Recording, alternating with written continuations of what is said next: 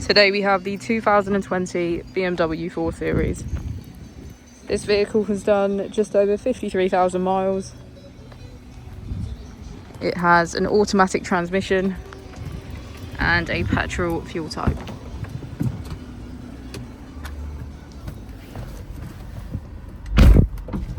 To the left of our steering wheel, we have cruise control as a feature, and on the right we have voice control.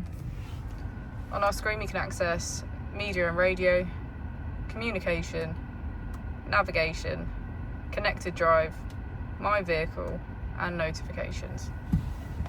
If we put it into reverse, we can see that it comes with a parking camera with 360 parking sensors.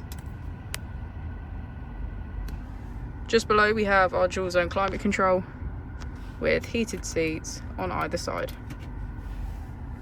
If we press our mode button, we can switch between Sport Plus, Sport, Comfort, and Eco Pro. As we go into the back of the vehicle, we can see that it has a full leather black interior.